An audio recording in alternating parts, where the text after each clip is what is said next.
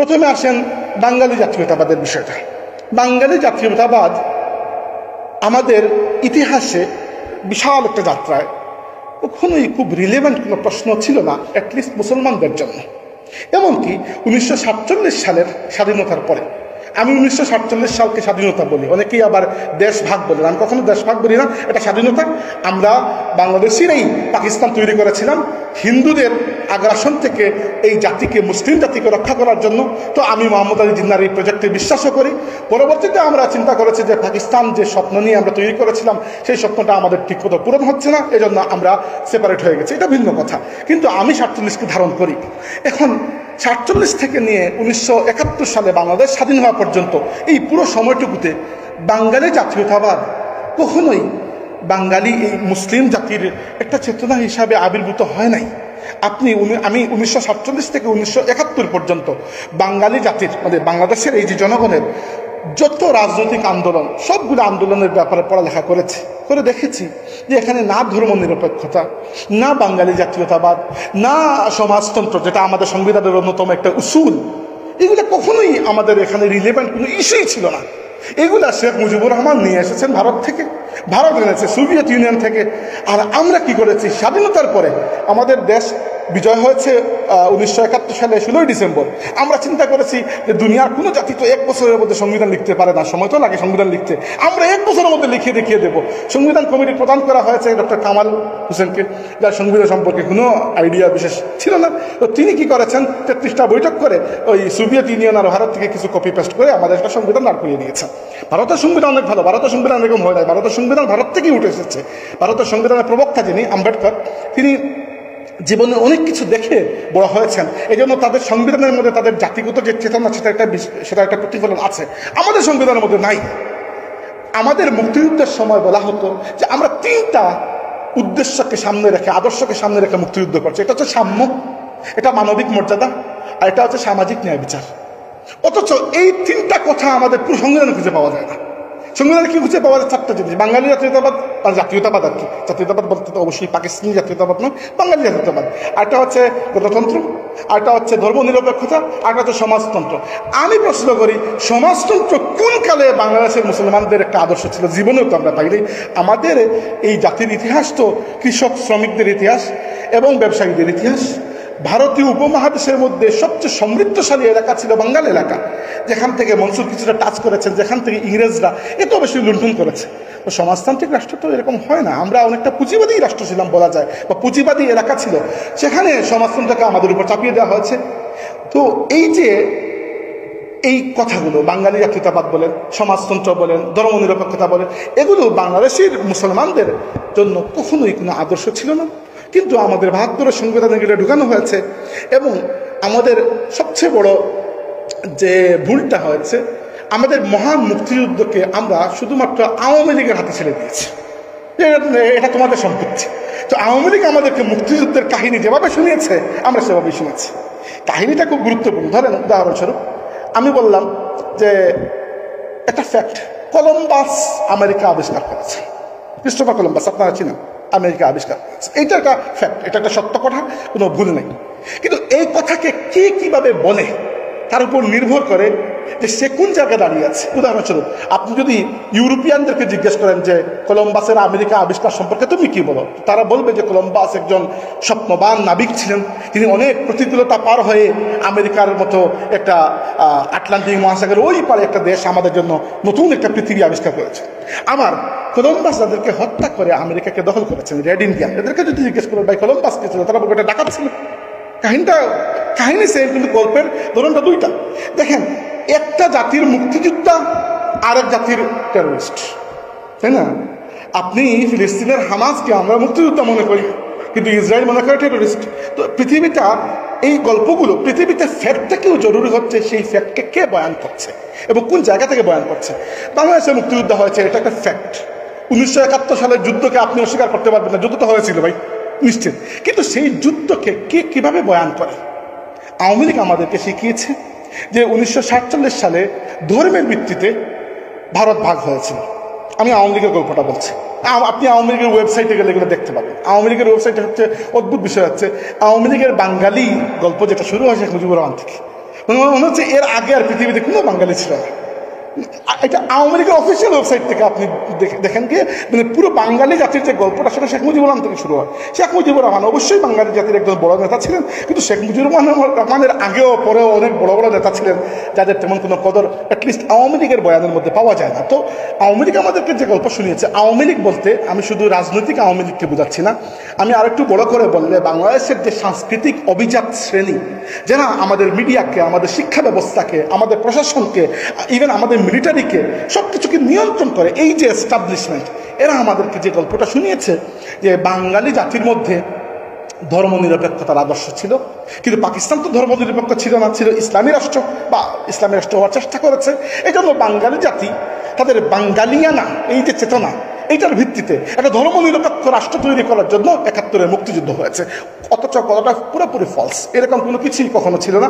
বরং আমরা ইতিহাসে পাই যে বাঙালি জাতির মধ্যে, এই পুরো ইতিহাসের মধ্যে আপনি চমৎকার ইসলামী চেতনার একটা জাগরণ বারে বারে দেখতে পাবেন। উদাহরণস্বরূপ আমার কাছে সবচেয়ে আশ্চর্যজনক বিষয় হচ্ছে যে সৈয়দ আহমদ শাহিদ বেরলভী রহমতুল্লাহ আলাইহি, যার জন্ম হয়েছিল ভারতের বর্তমান উত্তরপ্রদেশের রায়বেরেলিতে, এবং তিনি সেখানেই বড় হয়েছেন। পরবর্তীতে দিল্লি হয়ে পুরো ভারতবর্ষ তিনি সফর করেছেন এবং তিনি যুদ্ধ করেছেন বর্তমান পাকিস্তানের কাশ্মীরের বালাকুট এলাকায়, ওটা তো বর্তমান পাকিস্তানের পরে। তো তিনি উত্তর ভারতের মানুষ, অথচ 1920 সালে তিনি হজে যাওয়ার আগে কলকাতায় এসেছিলেন এবং সেখানে বাঙালি আলিম সমাজের মধ্যে প্রায় 10,000 মানুষ সৈয়দ আহমদ বেরলভী রহমতুল্লাহ আলাইহির হাতে বাইআত দিয়েছিলেন। এটা বড় আশ্চর্য বিষয়। তার মানে হচ্ছে আমরা বাঙালিরা সৈয়দ আহমদ বেরলভীর সাথে সরাসরি যুক্ত, শুধুমাত্র কোনো মানে ইমাজিনারি কোনো প্রজেক্টের মাধ্যমে না, অ্যাকচুয়ালি আমরা যুক্ত। এবং সৈয়দ আহমদ বেরলভী রহমতুল্লাহ আলাইহির বরেণ্য খলিফাদের মধ্যে অনেকেই ছিলেন এই বাংলা, বিহার, উড়িষ্যা অঞ্চলের। উদাহরণস্বরূপ আপনি মীর নিসার আলী তিতুমির কি ছিলেন, তিতুমির আমাদের স্বাধীনতা সংগ্রামের অন্যতম বীর সেনানী। আপনারা নূর মোহাম্মদ নিজামপুরীকে ছিলেন, আপনারা কারামত আলী জৌনপুরীকে ছিলেন, যদিও কারামত আলী জৌনপুরী রহমতুল্লাহ আলাইহি এবং বা এরা ছাড়া সৈয়দ আহমদ বেরলভীর আরও অনেক খলিফা ছিলেন, কিন্তু অনেক বড় বড় খলিফা যারা পরবর্তীতে বাংলা, বিহার, উড়িষ্যা অঞ্চলে দিনের খেদমত করেছেন। তো দেখেন বাঙালি মুসলমান কোন স্বার্থে, কি ইচ্ছায়, কোন কারণে উত্তর ভারতের একটা ইসলামী আন্দোলনের সাথে যুক্ত হবে, এখানে তাদের কি? তার মানে বোঝা যায় যে বাঙালি মুসলমানের মধ্যে একটা ইসলামী চেতনা ছিল বলেই তো সৈয়দ আহমদ বেরলভী রহমতুল্লাহ আলাইহির সাথে হাতে হাত মিলিয়েছে। এরপরে দেখেন ফরায়েজি আন্দোলন, যদিও ফরায়েজি আন্দোলনটা একটা ধর্মীয় আন্দোলন হিসাবে শুরু হয়েছিল, কিন্তু ফরায়েজি আন্দোলনটা পরবর্তীতে এত জনপ্রিয়তা লাভ করেছে এজন্য যে হিন্দু জমিদারদের দ্বারা যে বাঙালি কৃষকরা, মুসলিম কৃষকরা নির্যাতিত ছিলেন, এদের জন্য সেই নির্যাতনকে প্রতিবাদ করার একটা বড় মিডিয়াম হয়ে গিয়েছিল, একটা প্ল্যাটফর্ম হয়ে গিয়েছিল ফরায়েজি আন্দোলন। অর্থাৎ ইসলামকে একটা প্রজেক্ট হিসাবে তারা নিজেদের ভাগ্য পরিবর্তনের হাতিয়ার মনে করে তারা প্রতিবাদ করেছিল হিন্দু জমিদারদের বিরুদ্ধে। তো ফরায়েজি আন্দোলনের মতো একটা ইসলামী আন্দোলন, হ্যাঁ ইসলামী আন্দোলন বলতে এটা কতটুকু ইসলামী ছিল সেটা নিয়ে কথাবার্তা থাকতে পারে, কিন্তু একটা আন্দোলন যেটাকে বাঙালি মুসলমান বা এই এলাকার মুসলমানরা ওন করেছিল। এরপরে 1919 সাল থেকে 1924 সাল পর্যন্ত ছিল খেলাফত আন্দোলন। খেলাফত আন্দোলন হয়েছিল কোন জায়গায়? দিল্লিতে। মানে মোহাম্মদ আলী জওহর এরা তো উত্তর ভারতের মানুষ, অথচ হাজারে হাজারে, আপনি বাংলা মিডিয়া পাবেন, হাজারে হাজারে বাংলাদেশ বাংলা এলাকার আলিম উলামা সরাসরি খেলাফত আন্দোলনে গিয়ে যুক্ত হয়েছিলেন। কি দরকার আমাদের? তার মানে আমাদের মধ্যে একটা ইসলামী, আমাদের মধ্যে শুধুমাত্র এলাকা ভিত্তিক বাঙালি চেতনা নয়, বরং একটা ইসলামী গ্লোবাল ইসলামী চেতনা ছিল বলেই তো খেলাফত আন্দোলনে গিয়ে আমরা শুরু করেছি। নাহলে খেলাফতের সাথে আমাদের সম্পর্ক কি? বাংলা এলাকা কখনো তার উসমানী খেলাফতের অধীনে ছিল না, অথবা উসমানী খেলাফত পড়লেও আমাদের কিছু না, থাকলেও আমাদের কিছু না। উসমানী খেলাফতের সাথে শুধুমাত্র আমাদের ইসলামের সম্পর্ক, আর তো কিছু না, আমরা তো তার্কিস মানুষ নই। এরপরে 1906 সালে ঢাকায় বাংলাদেশের এই বাংলা এলাকার, বাংলাদেশ বলতে তখন তো বাংলাদেশ হয় নাই, বাংলার নেতৃবৃন্দ পাকিস্তান সৃষ্টির লক্ষ্যে মুসলিম লীগ প্রতিষ্ঠা করেছিলেন। মুসলিম লীগ কোন জায়গায় প্রতিষ্ঠা করেছিল? ঢাকায়। কে করেছিল? বাংলাদেশের নেতৃবৃন্দ। এই যে নওয়াব সলিমুল্লাহ এলাকার, এটা তো আমাদের এলাকার মানুষ।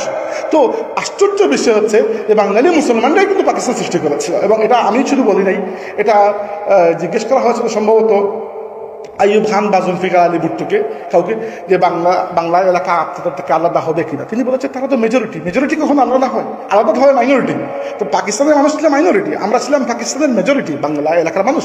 তবুও আমরা আলাদা হয়েছি, সেটা ভিন্ন কথা। কিন্তু আমাদের মধ্যে যে পাকিস্তান তৈরিতে আমাদের একটা অনেক বড় রুল ছিল, কি জন্য ছিল? আমরা পাকিস্তান দিয়ে করবো এটা কি? একটাই সম্পর্ক, সেটা তো ইসলামের সম্পর্ক, আর তো কিছু না।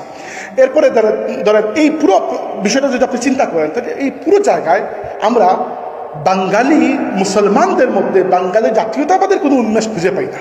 তাহলে বাঙালি জাতীয়তাবাদটা আসছে কোন জায়গায়? এখানে একটু ইতিহাস বলা প্রয়োজন। বাঙালি জাতীয়তাবাদটা সম্পূর্ণ হিন্দুয়ানি একটা প্রজেক্ট। হিন্দুয়ানিও না, হিন্দুয়ানি বললে কম হবে, হিন্দুত্ববাদী একটা প্রজেক্ট। আপনি শুনে হয়তো অনেক সময় চমকে যাবেন যে কথা কি বলছেন।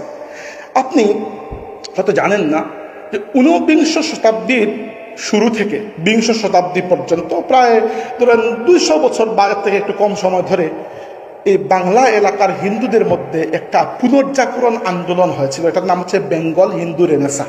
আজকে কি কষ্ট করে এটা সম্পর্কে একটু পড়ে দেখবেন, লম্বা করে বলার সুযোগ নাই। বেঙ্গল হিন্দু রেনেসা বা এটাকে বেঙ্গল রেনেসাও বলা হয়। রেনেসা বুঝেন তো, পুনর্জাগরণ। এটা হয়েছিল ইউরোপের আদলে, ইউরোপে যে রেনেসা হয়েছিল এর আদলে।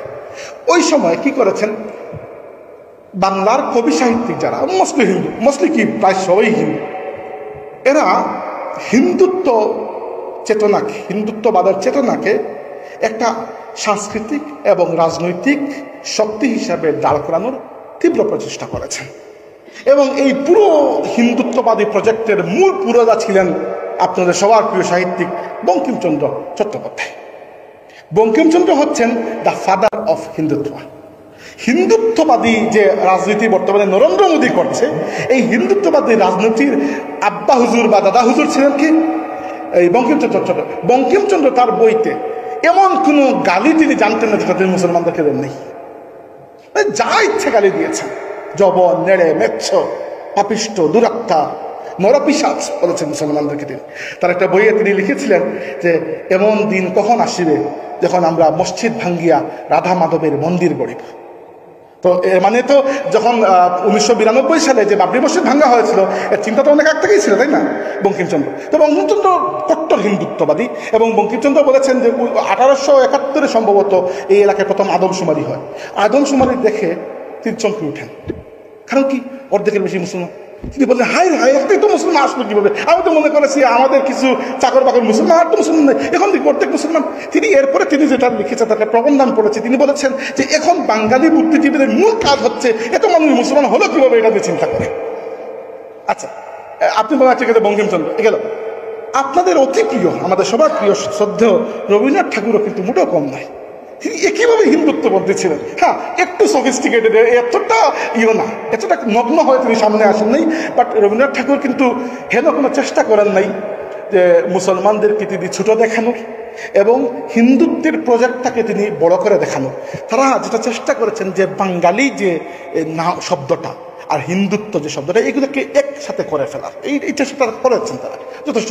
রবীন্দ্রনাথ ঠাকুরের অনেক লেখায় আপনি পাবেন, অথবা কিছু ভালো ভালো আর্টিকেল আছে। আপনি রবীন্দ্রনাথ ঠাকুর ইসলাম বিদ্বেষ বা এটা কিছু লিখে আপনি গুগলে সার্চ করেন বাংলা ভাষায়, দেখবেন অনেকগুলো ভালো ভালো আর্টিকেল আপনি পেয়ে গেছেন। এগুলো নিয়ে আমার লম্বা করে বলার কিছু নেই। বাট রবীন্দ্রনাথ ঠাকুর বঙ্গভঙ্গের পরে 1905 সালে বঙ্গভঙ্গ হলো, তাই না? আর 1911 সালে রদ হলো।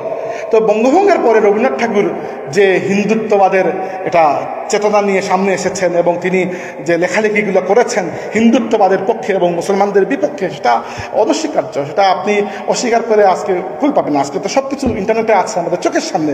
এমনকি রবীন্দ্রনাথ ঠাকুর এতটুকু পর্যন্ত এগিয়ে গিয়েছিলেন যে তিনি একসময় ভারতে শুধুমাত্র একটা ধর্মেরই কল্পনা করেছিলেন, হিন্দু। এবং তিনি রবীন্দ্রনাথ ঠাকুরের একটা বুদ্ধি ছিল, তিনি মুসলমানদেরকে ওই ইয়ের মতো গালাগালি করেন নাই, বঙ্কিমচন্দ্রের মতো। তিনি চিন্তা করেছেন যে মুসলমানদেরকে মুসলমান হিসাবে স্বীকারই না করতে। এটা একটা হচ্ছে, আপনাকে আমি ধরেন আপনাকে আমি ছুরি দিয়ে আঘাত করলাম না, আপনাকে আমি গুড় দিয়ে আঘাত করলাম। আপনার ডায়াবেটিস, আমি আপনাকে প্রচুর গুড় খাইয়ে দিলাম মায়া করে, মারা যাবেন, তাই না? রবীন্দ্রনাথ ঠাকুর এই চেষ্টাটা করেছেন সেটা। অর্থাৎ তিনি কি করেছেন ধরেন, তিনি বলেছেন যে মুসলমান কারা? মুসলমান হচ্ছে হিন্দু, শুধুমাত্র তাদের উপাসনার ধরনটা আলাদা। অথচ হিন্দুর সাথে কি আপনার সম্পর্ক এতটুকুই? উপাসনার ধরন আলাদা না, হিন্দুর জগৎ আলাদা, আপনার জগৎ আলাদা, তাই না? সম্পূর্ণ ওয়ার্ল্ড ভিউ আমাদের আলাদা। অথচ রবীন্দ্রনাথ ঠাকুর কি করেছেন? আমাদেরকে মুসলমান তিনি স্বীকার করেন নাই। তিনি বলছেন না, এরা হিন্দু, এদের ইবাদতের ধরনটা আলাদা, আর কিচ্ছু না। এরপরে আপনার বাংলা সাহিত্যের অন্যতম শ্রেষ্ঠ একজন লেখক, যার লেখা পড়ে বাঙালি মেয়েরা অনেক চোখের পানি ফেলেছে, শরৎচন্দ্র চট্টোপাধ্যায়। শরৎচন্দ্র চট্টোপাধ্যায় বর্তমান হিন্দু মুসলিম সমস্যা বলে নামে একটা প্রবন্ধ লিখেছিলেন 1926 সালে। সেখানে তিনি মুসলমানদেরকে নারীর সতীত্ব হরণকারী, লুণ্ঠনকারী, এই টাইপের নামে তিনি পরিচয় করিয়ে দিয়েছেন মুসলমানদেরকে। শরৎচন্দ্র, অদ্ভুত বিষয় যে শরৎচন্দ্র এরকম লিখতে পারেন, এটা অনেকেই বিশ্বাস করতে রাজি নয়, কিন্তু তার প্রবন্ধ এখনো গুগলে আছে, আপনি সার্চ দিয়ে দেখতে পাবেন, এটা কোনো লুকানো কোনো কথা আমি বলছি না। এরপরে বাংলাদেশ পুরো বেঙ্গল এলাকার শ্রেষ্ঠ একজন রসায়ন বিজ্ঞানী ছিলেন স্যার আশুতোষ মুখার্জি। স্যার আশুতোষ মুখার্জি ঢাকা বিশ্ববিদ্যালয়ের বিরোধিতার জন্য যে কমিটি করা হয়েছিল এর সভাপতি ছিলেন, এবং তিনি এতটুকু কট্টর হিন্দু ছিলেন। আপনারা কাজী মুতাহার হোসেনের নাম শুনেছেন, অনেক বড় বিজ্ঞানী বাংলাদেশ। কাজী মুতাহার হোসেন অনার্স শেষ করার পরে মাস্টার্সে ভর্তি হবেন রসায়ন বিজ্ঞানে, কিন্তু তার একটা লাগবে, ওই যে প্রশংসাপত্র। এই প্রশংসাপত্র দেওয়ার মতো যোগ্যতা সম্পন্ন প্রফেসর ছিলেন শুধুমাত্র ডক্টর আশুতোষ মুখার্জি। ডক্টর আশুতোষ মুখার্জি কাজী মুতাহার হোসেনকে প্রশংসাপত্র দেন নাই, বলেছেন আমি কোনো মুসলমানকে প্রশংসাপত্র দেবো না। এই জন্য কাজী মুতাহার হোসেন রসায়ন পড়তে পারেননি, পরবর্তীতে এসে পড়েছেন, পরিসংখ্যান পড়েছেন, অথচ তিনি রসায়ন পড়তে পারতেন। এরপরে বাংলার শ্রেষ্ঠতম দুজন ভাষাবিদকে যদি আমি বলি, একজন ডক্টর মোহাম্মদ শহীদুল্লাহ, আরেকজন সবাইকে আমরা চিনি সুনীতি কুমার চট্টোপাধ্যায়, কঠোর ইসলাম বিদ্বেষী ছিল। এরপরে আপনার ঢাকা বিশ্ববিদ্যালয়ের সাবেক ভাইস চ্যান্সেলর এবং বাংলার ইতিহাসের অন্যতম শ্রেষ্ঠ একজন ইতিহাসবিদ আর.সি. মজুমদার, রমেশচন্দ্র মজুমদার, কঠিন হিন্দু। আমি তার একটা বই পড়েছি, আমার পিএইচডি প্রপোজাল যখন দেখি, আমার একটা প্রয়োজন ছিল, তার একটা বই, পুরো বই তো পড়ি নাই, বিশাল লম্বা কয়েকটা খণ্ডের বই। তো তিনি বাংলা এই এলাকার ইতিহাস লিখেছেন, মুসলমানদের ইতিহাসকে বিকৃত করার কোনো চেষ্টা তিনি বাদ রাখেন না। তো এই প্রজেক্টগুলা কি হলো, সফলতার দিকে যাচ্ছিল। হঠাৎ করে তারা দেখতে পারলো 1906 সালে ঢাকায় মুসলিম লীগ গঠন হয়ে গেছে। তারা বললো খাইছে রে, এই মুসলমানরা ছিল প্রথমে আমাদের চাকর বাকর, এরপরে হয়ে গেল সংখ্যাগুরু আমাদের থেকে বেশি। এখন দেখি তারা তাদের রাজনৈতিক একটা চিন্তাও আছে। আমরা মনে করছি আমাদের কোনো রাজনৈতিক চিন্তা এখন থেকে আছে, তারা মুসলমানদের অধিকারের জন্য একটা সংগঠন বানিয়ে ফেলছে মুসলিম লীগ। এরপরে তারা দেখলো যে মুসলমানরা খেলাফত আন্দোলনে যোগ দিয়ে দিয়েছে। এরপরে দেখলো 1940-এর সময় থেকে পাকিস্তান আন্দোলন নামে আন্দোলন শুরু হয়েছে, এবং পাকিস্তান আন্দোলনের স্লোগান কি ছিল, যে পাকিস্তান কা মতলব ক্যা, লা ইলাহা ইল্লাল্লাহ। পাকিস্তানের অর্থ হচ্ছে লা ইলাহা ইল্লাল্লাহ, অর্থাৎ আমরা লা ইলাহা ইল্লাল্লাহর জন্য পাকিস্তান তৈরি করছি। এই যে প্রচন্ড ধাক্কা খেল তারা এই বাঙালি হিন্দু জমিদার শ্রেণী, জমিদার বলতে খালি অর্থনৈতিক জমিদার নয়, চিন্তাগত জমিদার যারা, রাজনৈতিক সাংস্কৃতিক এলিট শ্রেণী যারা প্রচন্ডভাবে ধাক্কা খেল। কাহিনী কি, এরা তো আমাদের চাকর বাকর ছিল, আজ কি মাথার উপরে উঠে যাবে? এরপর থেকে তারা যে সাম্প্রদায়িক, প্রচন্ড সাম্প্রদায়িক রাজনীতি তারা শুরু করেছিল 1948 পর্যন্ত। আপনারা একজন গবেষকের নাম হয়তো শুনেন নাই, জয়া চ্যাটার্জি। জয়া চ্যাটার্জির একটা বই আছে, দ্য বেঙ্গল ডিভাইডেড, না দানার শুধু বেঙ্গল ডিভাইডেড। তিনি দেখিয়েছেন, এই বেঙ্গল ডিভাইডেড বইটা আমার পড়া আছে, তিনি দেখিয়েছেন যে ভারতে যে হিন্দু শ্রেণী ছিল, ভারত বলতে আমি বলছি বাংলা এলাকায়, এটাকে বলা হতো ভদ্রলোক, এর নাম ছিল ভদ্রলোক। তো ভদ্রলোকরা তৎকালীন যুগে মুসলমানদেরকে একটা রাষ্ট্র প্রতিষ্ঠা করতে না দেওয়ার জন্য, বাধা দেওয়ার জন্য কি পরিমাণ সাম্প্রদায়িক ও মিথ্যা রাজনীতির আশ্রয় নিয়েছিল, জয়া চ্যাটার্জি সবই বলে দিয়েছেন তার বেঙ্গল ডিভাইডেড বইতে। এরপরেও তারা আটকাইতে পারে, 1947 সালে হয়ে যায় পাকিস্তান। এখন কি হলো, কালকে পর্যন্ত আপনি ছিলেন জমিদার, আজকে পাকিস্তানে আপনি হয়ে গেছেন সংখ্যালঘু। এটা আপনার জন্য কষ্টকর না? আপনার জন্য অবশ্যই কষ্টকর যে কালকে পর্যন্ত ভারতে হিন্দুরা ছিল সংখ্যাগুরু, মুসলমানরা ছিল সংখ্যালঘু, আজ হয়ে গেছে পাকিস্তান, পাকিস্তানে এই মুসলমান কৃষক শ্রমিকরা হয়ে গেছে সংখ্যাগুরু, আর হিন্দুরা হয়ে গেছে সংখ্যালঘু। সংখ্যালঘু হওয়া অবস্থায় পাকিস্তানের মতো একটা ইসলামী রাষ্ট্র, পাকিস্তান ইসলামী রাষ্ট্র কিনা সেটা নিয়ে অনেক ডিবেট আছে। আমি পাকিস্তানকে ইসলামী রাষ্ট্র বলছি, তারা নিজেদেরকে ইসলামী রাষ্ট্র দাবি করে, এই জন্য আমি স্বীকৃতি দিচ্ছি না যে পাকিস্তান ইসলামী রাষ্ট্র কি অন্য ইসলামিক রাষ্ট্র, এটা অন্য আলোচনা।